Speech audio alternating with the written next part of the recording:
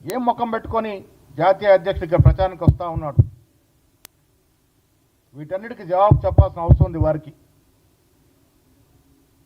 భావోద్వేగాలతో విద్వేషాలను రెచ్చగొడుతూ కేంద్రంలో అధికారులకు బీజేపీ తెలంగాణలో అదే ప్రయత్నం చేయాలనుకుంటుంది. కానీ ఇక్కడ చెల్లదు కాక చెల్లదు. తెలంగాణ ప్రజలు విఘ్నులు.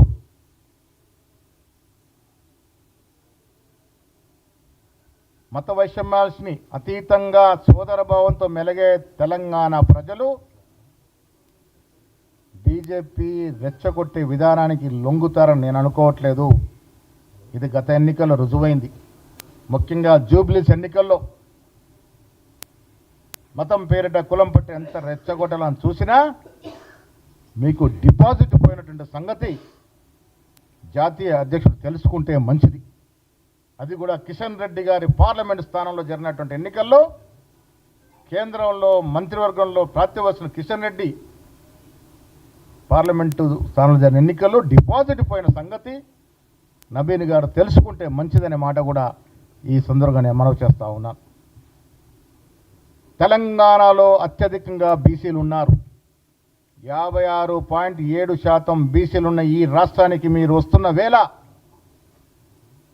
తెలంగాణ ప్రభుత్వం రేవంత్ రెడ్డి నేతృత్వంలో 2 చట్టాలు తీసుకొచ్చింది.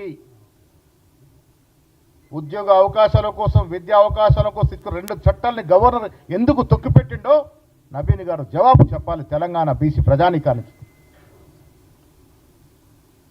బడుగు బలేని వర్గాలకి బీజేపీ పుట్టుకతోనే వ్యతిరేకము. తనకు తాను బీసీ అని చెప్పుకునే మోడీ తెలంగాణ తీసుకొచ్చిన 2 బీసీ అనుకూల చట్టాలని, ఒక ఆర్డినెన్స్ని గవర్నర్ వద్ద ఎందుకు పెండింగ్లో పెట్టినారో అది మొదటగా బీసీ జనానికి జవాబు చెప్పి మీరు ఎన్నికల ప్రచారంలో పాల్గొంటే బాగుంటుందని కూడా ఈ సందర్భంగానే మనవి చేస్తూ ఉన్నాను. కేంద్రంలో సామాన్యుడికి నిధుల కోత ఏ రకంగా పెడుతుందో ఒక్కసారి అర్థం చేసుకోవాలి. సెంటర్ స్పాన్సర్డ్ స్కీములు 20 ఉంటే 17 స్కీములకి నిధులు కొరత పెట్టారు. అంటే బీదవాడు బ్రతకకూడదా? బీదవాడికి ఫలాలు అందించే ఈ స్కీముల్ని క్రమేణా కోతలు పెడుతూ ఎత్తేసే ప్రయత్నాలు చేస్తూ ఉన్నారు. దాంట్లో భాగంగానే మన్రేగాకి నిధుల కోత పెట్టి గాంధీ మాత్రం పేరు తొలగించి దాన్ని ఎత్తేసే ప్రయత్నం చేస్తూ ఉన్నారు. మహిళలకి ఈ బడ్జెట్లో దేశవ్యాప్తంగా 90,000 కోట్ల నిధుల కోత పెట్టినారు. మీరు మహిళల గురించి గొప్పగా చెప్పుకుంటారు. ఇంత జనాభా ఉన్న బీసీలకి దేశవ్యాప్తంగా మీరు ఇచ్చింది ఏందయ్యా అంటే 13,600 కోట్లు పెప్పర్మెంట్లు చాక్లెట్ లాగా ఇచ్చి మీరు బీసీలని ఏ రకంగా మోసం చేస్తూ ఉన్నారో బీసీ ప్రజలు గ్రహిస్తూ ఉన్నారు.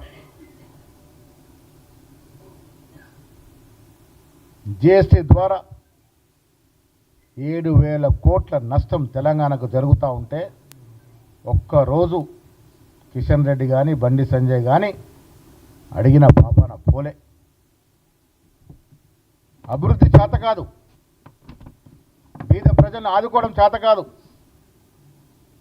కేవలం సంపన్న వర్గాల కోసమే పనిచేసే బీజేపీ ఇలా మున్సిపల్ ఎన్నికలు వస్తున్నాయి కాబట్టి మళ్ళీ దేవుళ్ళ పేరిట తెలంగాణలో మత విద్వేషం రెచ్చగొట్టే ప్రమాదం ఉంది.